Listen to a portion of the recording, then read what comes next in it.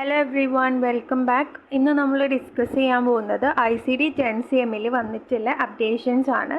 So ഇത് 2025 updations എന്നാണ് പറയുന്നത്. സോ ഇതിൽ നമ്മൾ കോഡ് അപ്ഡേഷൻസും അതുപോലെ തന്നെ ഗൈഡ് ലൈൻ അപ്ഡേഷൻസും ഡിസ്കസ് ചെയ്യുന്നുണ്ട്. സോ ഈ ഒരു updations are effective from 1st October 2024 to 30th September 2025.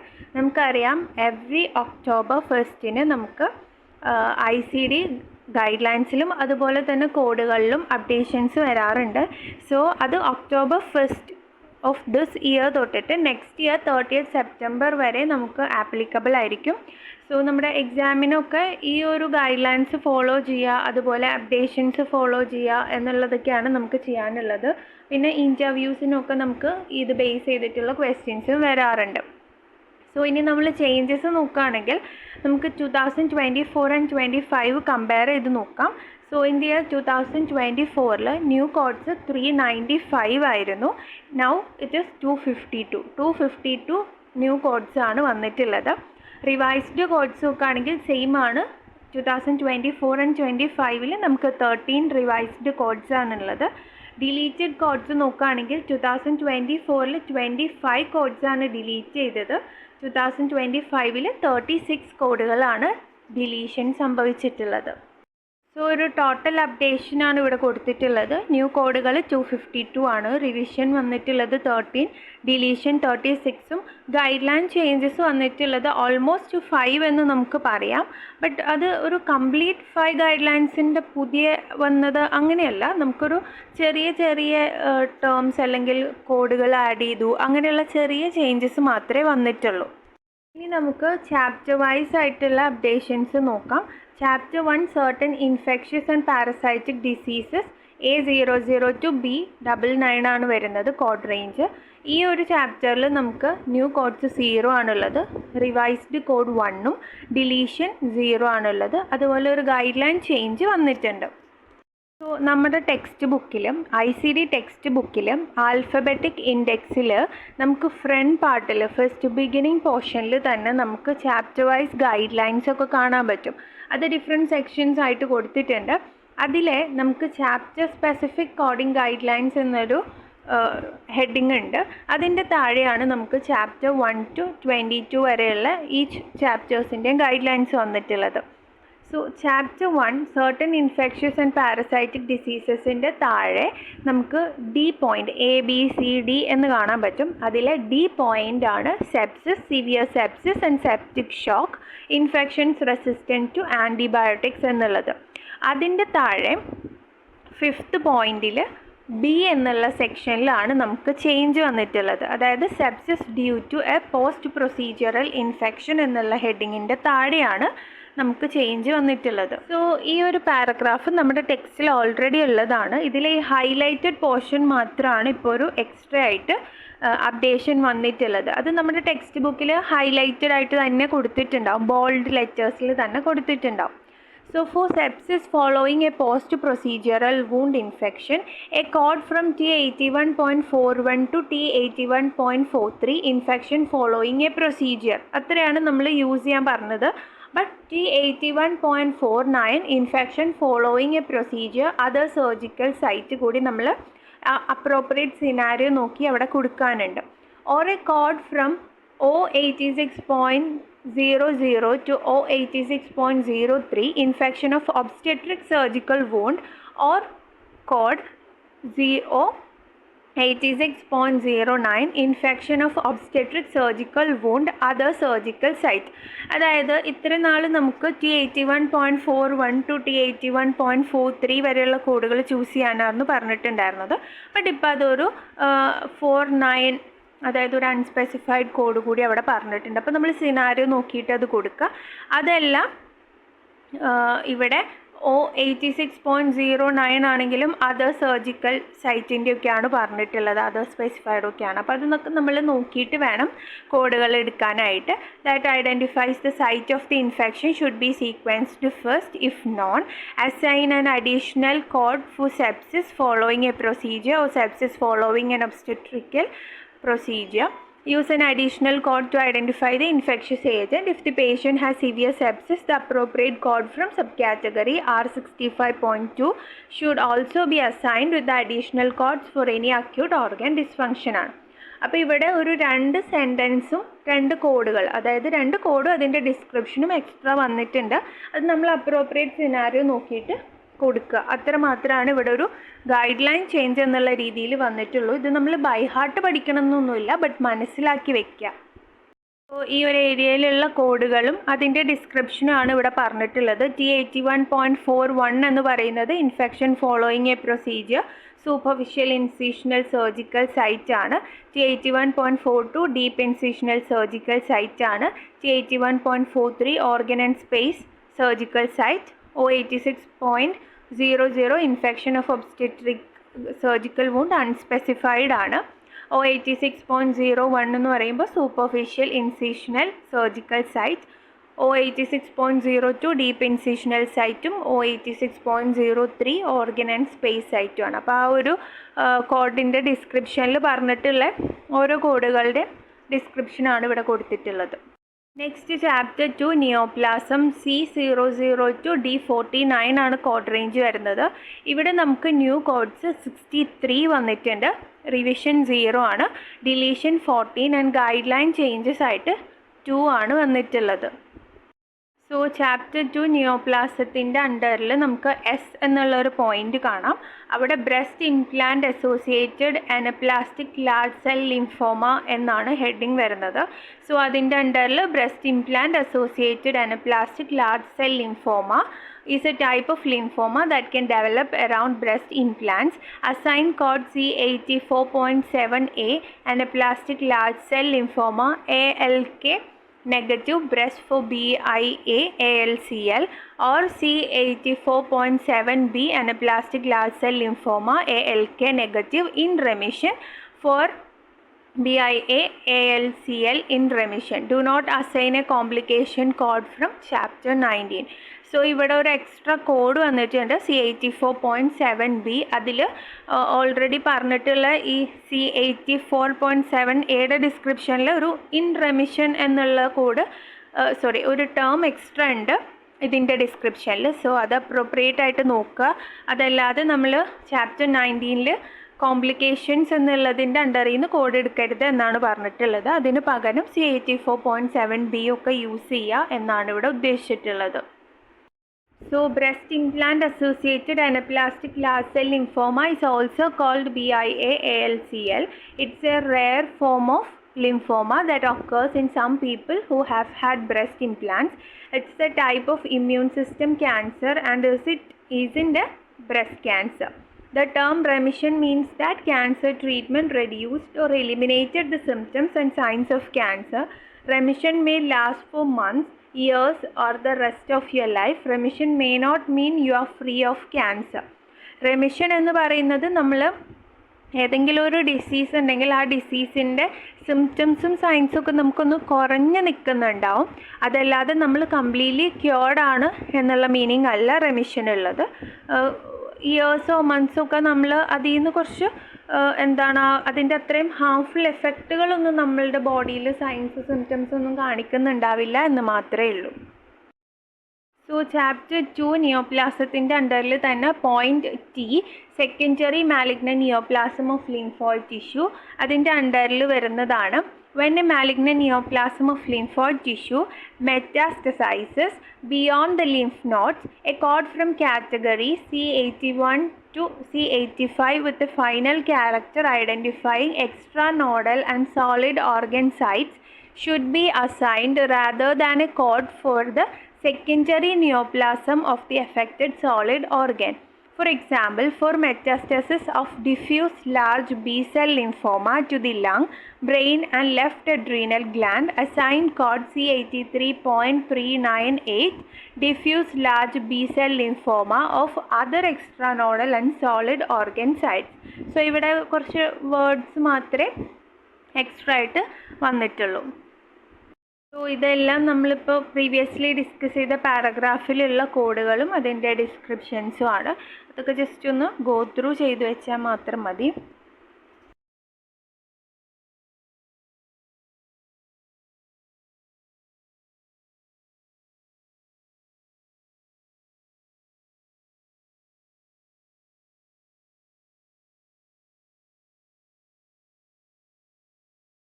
So, ഇവിടെ നമ്മൾ മനസ്സിലാക്കേണ്ടത് lymphoma is a cancer of the lymphatic system. The lymphatic system is part of the body's germ fighting and disease fighting immune system. Lymphoma begins when healthy cells in the lymphatic system change and grow out of control. The lymphatic system includes lymph nodes ആണ്. അപ്പോൾ എന്താണ് lymphoma എന്നാണ് ഇവിടെ just ഒന്ന് describe ചെയ്തിട്ടുള്ളത്. Next chapter 3, diseases of blood or blood forming organs and disorders involves immune mechanism. D50 to D89 ആണ്. ഇവിടെ updations നോക്കുകയാണെങ്കിൽ 1 ന്യൂ കോഡാണ് വന്നിട്ടുള്ളത്. Revision 0, deletion 0 and no guideline changes ആണ് ഉള്ളത്. Next one chapter 4, endocrine, nutritional and metabolic diseases, E002 E89 ആണ്. ഇവിടെ നമുക്ക് 16 ന്യൂ കോഡ്സ് ഉണ്ട്. റിവിഷൻ 0, ഡിലീഷൻ 0 ആൻഡ് ഒരു ഗൈഡ് ലൈൻ ചേഞ്ചും വന്നിട്ടുണ്ട്.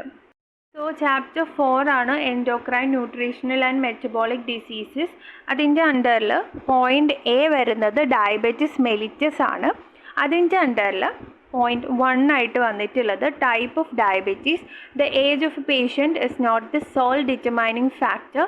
Though most type 1 diabetics develop the condition before reaching puberty. For this reason, type 1 diabetes mellitus is also referred to as juvenile diabetes. Usually type 1 diabetes നമ്മൾ juvenile diabetes എന്ന് പറയുന്നുണ്ട്. Because അത് ഒരു child എന്നുള്ള ഒരു ഏജിൽ തന്നെ നമ്മൾ കാണുന്നുണ്ട്. അതുകൊണ്ടാണ് അതിനെ ജുവനൈൽ ഡയബറ്റീസ് എന്ന് പറയുന്നത്. യൂഷ്വലി നമുക്ക് ഏജ് ബേസ് ചെയ്തിട്ട് ഡയബറ്റീസിനെ നമുക്ക് ഡിറ്റർമൈൻ ചെയ്യാൻ പറ്റില്ല. എങ്കിൽ പോലും അങ്ങനെയാണ് ടൈപ്പ് 1 പറയുന്നത്. സോ ഇവിടെ നമുക്കൊരു ഗൈഡ് ലൈൻ അപ്ഡേഷൻ അല്ലെങ്കിൽ അഡീഷൻ വന്നിട്ടുണ്ട്. സോ അതിൽ നമുക്കിപ്പോൾ നമ്മൾ കണ്ടതിൻ്റെ താഴെ എ എന്നുള്ള ഒരു പോയിൻ്റായിട്ട് presymptomatic type 1 diabetes mellitus എന്നുള്ള ഒരു ഹെഡിങ് കാണാം.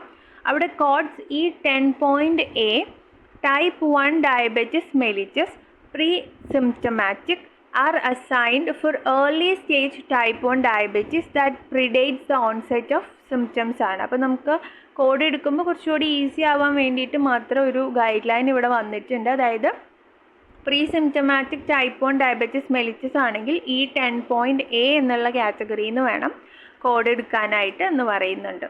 അത് ഏർലി സ്റ്റേജ് ഓഫ് ടൈപ്പ് 1 ഡയബറ്റീസിന് കൊടുക്കുന്നതാണ്. So type 1 diabetes progresses gradually through 3 stages, with the initial 2 stages termed pre-symptomatic type 1 diabetes. Individuals in this phase exhibit biological markers or autoantibodies indicating the onset of the immune attack that targets insulin producing beta cells. അപ്പോൾ type 1 ഡയബറ്റീസിലെ first 3 stages ആണ് totally ഉള്ളത്. അതിൽ first 2 സ്റ്റേജസിനെയാണ് pre symptomatic type 1 എന്ന് പറയുന്നത്. So ആ ഒരു ടൈമിലുള്ള ആളുകൾക്കാണ് നമ്മൾ E10.A കാറ്റഗറിയിൽ നിന്ന് കോഡ് കൊടുക്കേണ്ടത്. ഓക്കെ, നെക്സ്റ്റ് ഈ ചാപ്റ്റർ 4 തന്നെ നമുക്കൊരു ഗൈഡ് ലൈൻ ചേഞ്ച് എന്നൊന്നും പറയാനില്ല, എങ്കിലും ഒരു ചെറിയ ചേഞ്ച് ഇവിടെ വന്നിട്ടുണ്ട്. അപ്പോൾ അതും കൂടി ഒന്ന് ഡിസ്കസ് ചെയ്യാം. സോ ഈ ഡയബറ്റിസ് മെലിറ്റസ് എന്നുള്ളതിൻ്റെ താഴെ നമുക്ക് 6th പോയിൻ്റായിട്ട് സെക്കൻഡറി ഡയബറ്റിസ് മെലിറ്റസ് കാണാം. അവിടെ അതിൻ്റെ അണ്ടറിൽ ബി സെക്ഷനിൽ assigning and sequencing secondary diabetes codes and its causes എന്ന് പറയുന്നുണ്ട്. The sequencing of the secondary diabetes codes in relationship to codes for the cause of diabetes is based on the tabular list instructions for categories E08, E09, E13. അപ്പോൾ ഏത് code ആദ്യം കൊടുക്കണം എന്നുള്ളതൊക്കെ tabular ലിസ്റ്റിൽ പറഞ്ഞിട്ടുള്ള appropriate ആ ഒരു instruction follow ചെയ്തിട്ടാണ് കൊടുക്കേണ്ടത്. ഇതിൻ്റെ താഴെയുള്ള ഒരു പോയിൻ്റാണ് secondary diabetes mellitus due to pancreatectomy. Pancreatectomy കാരണം വരുന്ന ഡയബറ്റിസ് മെലിറ്റസ് ആണ് ഇവിടെ പറയുന്നത്. So for post pancreatectomy diabetes mellitus assign code E89.1 post procedural hypoinsulinaemia. Assign a code from category E13 as the principal or first listed diagnosis and a code from subcategory Z90.41 acquired absence of pancreas as an additional code. ഇത് നമ്മൾ ഇങ്ങനെ തന്നെയാണ് use ചെയ്തുകൊണ്ടിരിക്കുന്നതും. But ഇവിടെ അതൊരു E13 നമ്മൾ first listed diagnosis ആയിട്ട് കൊടുക്കണം എന്നുള്ളത് പ്രത്യേകം എടുത്ത് പറഞ്ഞേക്കാമെന്ന് മാത്രമേ ഉള്ളൂ. നമ്മൾ ഇതുപോലെ തന്നെയാണ് ഇവിടെ കൊടുത്തുകൊണ്ടിരിക്കുന്നതും. Okay. Next chapter 5 mental behavioural and neurodevelopmental disorders F01 to F99 ആണ്. ഇവിടെ നമുക്ക് 26 ന്യൂ കോഡ്സ് ആണ് വന്നിട്ടുള്ളത്. 1 revision, 4 deletion and there is no guideline changes. Next chapter 6 diseases of the nervous system G00 to G99. ഇവിടെ നമുക്ക് 7 new codes ഉണ്ട്. 1 revised കോഡും 1 deleted കോഡും ഉണ്ട് and no guideline changes ആണുള്ളത്. Chapter 7 Diseases of the Eye and Adnexa H00 to H59. With 0 new codes, 5 revision, 0 deletion, no guideline change. Next chapter 8 Diseases of the Ear and Mastoid Process H60 to H95 ആണ്. ഇവിടെ നമുക്ക് 0 updations ആണുള്ളത്. No new codes, no revision, no deletion, no guideline change. Next one, chapter 9 Diseases of the Circulatory System I00 to I99 ആണ്. ഇവിടെ നമുക്ക് 4 new codes ഉണ്ട്, 2 revised codes, 0 deletion, but ഒരു guideline change വരുന്നുണ്ട്. Chapter 9 diseases of the circulatory സിസ്റ്റത്തിൻ്റെ അണ്ടറിൽ E എന്നുള്ള പോയിന്റിൽ അക്യൂട്ട് മയോകാർഡിയൽ ഇൻഫാക്ഷൻ ആണ് പറയുന്നത്. അതിൻ്റെ അണ്ടറിൽ 5th പോയിൻ്റ് ആയിട്ട് അതർ ടൈപ്സ് ഓഫ് മയോകാർഡിയൽ ഇൻഫാക്ഷനെ കുറിച്ച് പറയുന്നുണ്ട്. The ICD-10-CM provides codes for different types of myocardial infarction. Type 1 myocardial infarctions are assigned to codes I21.0 to I21.4. Next one, type 2 myocardial infarction is assigned to code I21.A1. Myocardial infarction type 2 with the underlying cause coded first if applicable. Do not assign code I24.89. Other forms of acute ischemic heart disease for the demand ischemia. If a type 2 AMI is described as NSTEMI or STEMI, only assign code I21.A1. Codes I21.01 to I21.4 should only be assigned for type 1 AMIs. അപ്പോൾ നമുക്ക് type 1ന് appropriate ആയിട്ടുള്ള കോഡുകൾ ഏതാണെന്ന് പറയുന്നുണ്ട്. ഇനി type 2 ആണെങ്കിൽ ഏതാ കൊടുക്കേണ്ടത് എന്ന് പറയുന്നുണ്ട്. സോ I24.89 എന്ന് പറയുന്നത് അക്യൂട്ട് ഇസ്മിക് ഹാർട്ട് ഡിസീസിനാണ്. സോ അതൊന്നും നമ്മൾ ടൈപ്പ് 2ന് കൊടുക്കാൻ പാടില്ല. അതുപോലെ തന്നെ ഈ I21 കാറ്റഗറി എന്നുള്ളതും ടൈപ്പ് 1ന് മാത്രമേ കൊടുക്കാൻ പാടുള്ളൂ. പിന്നെ acute myocardial infarctions type 3, 4A, 4B, 4C and 5 are assigned to code I21.A9 other myocardial infarction type. Okay, അപ്പോൾ അപ്രോപ്രിയേറ്റ് ആയിട്ട് ഏത് ടൈപ്പാണ് എന്ന് ഐഡൻറ്റിഫൈ ചെയ്തിട്ട് അതിനനുസരിച്ചിട്ടുള്ള കോഡുകൾ കൊടുക്കാനാണ് ഇവിടെ പറയുന്നത്. Next chapter 10 diseases of the respiratory system J00 to J99. ഇവിടെ നമുക്ക് 7 ന്യൂ കോഡ്സ് വന്നിട്ടുണ്ട്. No revision, no deletion, no guideline change ആണ് ഉള്ളത്. Chapter 11 diseases of the digestive system K00 to K95. ഇവിടെ നമുക്ക് 27 ന്യൂ കോഡ്സും 1 റിവിഷനും 3 ഡിലീഷനും ഉണ്ട്. നോ ഗൈഡ് ലൈൻ ചേഞ്ച് ആണുള്ളത്.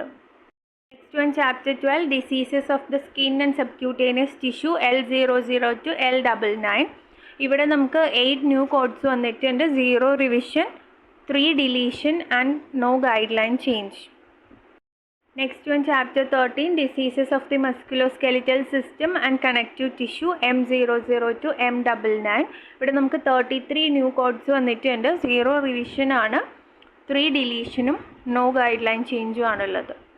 Next chapter 14 diseases of the genitourinary system N00 to N99 ആണ്. ഇവിടെ നമുക്ക് നോ അപ്ഡേഷൻസ് ആണുള്ളത്. No new codes, no revision, no deletion, no guideline change. Next chapter 15 pregnancy, childbirth and the puerperium O00 to O9A ആണ്. ഇവിടെയും no updations ആണ്. No new code, no revision, no deletion, no guideline change. Next chapter 16 certain conditions originating in the perinatal period P00 to P96 ആണ്. ഇവിടെയും no updations ആണുള്ളത്. Next chapter 17 congenital malformations, deformations and chromosomal abnormalities Q00 to Q99. ഇവിടെ നമുക്ക് 4 new കോഡ്സും 1 revision, 1 deletion and no guideline change ആണുള്ളത്. Chapter 18 Symptoms, Signs and Abnormal Clinical and Laboratory Findings Not Elsewhere Classified R002 R99 ആണ്. ഇവിടെ നമുക്ക് 1 new code വന്നിട്ടുണ്ട്. No revision, no deletion, no guideline change. Next chapter 19 injury, poisoning and certain other consequences of external causes S002 T88 ആണ് വരുന്നത്. 30 new codes വന്നിട്ടുണ്ട്. No revision, 3 deletion and no guideline change. Chapter 20 External Causes of Morbidity V002 I99 ആണ്. No updations ആണുള്ളത്. Next one chapter 21 Factors Influencing Health Status and Contact with Health Services Z002 Z99 ആണ്. ഈ ഒരു ചാപ്റ്ററിൽ നമുക്ക് 25 new codes വന്നിട്ടുണ്ട്. 1 റിവിഷനും 2 ഡിലീഷനും ഒരു guideline ചേഞ്ചും വന്നിട്ടുണ്ട്. ചാപ്റ്റർ 21ൻ്റെ താഴെ നമുക്ക് പോയിന്റ് സിയിൽ കാറ്റഗറീസ് ഓഫ് ഇസഡ് കോഡ്സ് എന്ന് കാണാം. അതിൻ്റെ താഴെ 3rd പോയിൻ്റായിട്ട് സ്റ്റാറ്റസ് ആണ് പറഞ്ഞിട്ടുള്ളത്. Z15 പറയുന്നത് ജനറ്റിക് സസെപ്റ്റിബിലിറ്റി ടു ഡിസീസസ് ആണ്. That is genetic susceptibility indicates that a person has a gene that increases the risk of that person developing the disease ആണ്. അതായത് ഒരാൾക്ക് ജനറ്റിക്കലി ഒരു ഡിസീസ് ഡെവലപ്പ് ചെയ്യാനുള്ള risk increase ചെയ്യുന്നതിനെയാണ് genetic susceptibility എന്ന് പറയുന്നത്. ഇനി Z16 പറയുന്നത് resistance to antimicrobial drugs ആണ്. That is this code indicates that a patient has a condition that is resistant to anti microbial drug treatment. Sequence infection code first എന്നാണ് പറയുന്നത്. ഇനി ഇവിടെ ഒരു അപ്ഡേഷൻ വന്നിട്ടുള്ളത് Z17 ഈസ്ട്രജൻ്റെ കേസിലാണ്. Previously ഉണ്ടായിരുന്നത് oestrogen and receptor status എന്നായിരുന്നു. ബട്ട് ഇപ്പോൾ അത് oestrogen and other hormones and factors receptor status എന്നായി മാറിയിട്ടുണ്ട്. അത്രയും മാത്രമേ ഒരു ചേഞ്ച് വന്നിട്ടുള്ളൂ. Next chapter 22 codes for special purposes U002 U85 ആണ്. ഇവിടെ നമുക്ക് അപ്ഡേഷൻസ് ഒന്നും വന്നിട്ടില്ല. സോ ഇത്രയാണ് നമുക്ക് ICD 2025 വന്നിട്ടുള്ള ചേഞ്ചസ് എന്ന് പറയുന്നത്. സോ ഇത് അറിഞ്ഞിരിക്കൽ ഇമ്പോർട്ടൻ്റ് ആണ്. സോ ഒന്ന് കോൺസെൻട്രേറ്റ് ചെയ്ത് മനസ്സിലാക്കി വയ്ക്കുക. ഒന്നും നമ്മൾ കാണാതെ പഠിക്കണം, ബൈ ഹാർട്ട് പഠിക്കണം എന്നൊന്നുമില്ല. ജസ്റ്റ് എല്ലാം ഒന്ന് മനസ്സിലാക്കി വെച്ചാൽ മാത്രം മതി. സോ ഇനി പറയാനുള്ളത്, ഞാനൊരു 15 days CPC preparation class conduct ചെയ്യുന്നുണ്ട്. കംപ്ലീറ്റ്ലി ഓൺലൈൻ ഇൻഡിവിജ്വൽ ക്ലാസ്സസ് ആണ്. ദാറ്റ് ഇസ് 1-on-1 ക്ലാസ്സസ് ആണ് കണ്ടക്ട് ചെയ്യുന്നത്. So if you are interested for more details either എന്നെ മെയിൽ ചെയ്യുക. medcode0907@gmail.com ആണ് മെയിൽ ID വരുന്നത്. അല്ലെങ്കിൽ ഇൻസ്റ്റഗ്രാം ഹാൻഡിലായ മെഡിക്കൽ കോഡ് സർട്ടിഫൈഡിൽ DM ചെയ്യാം. Thank you.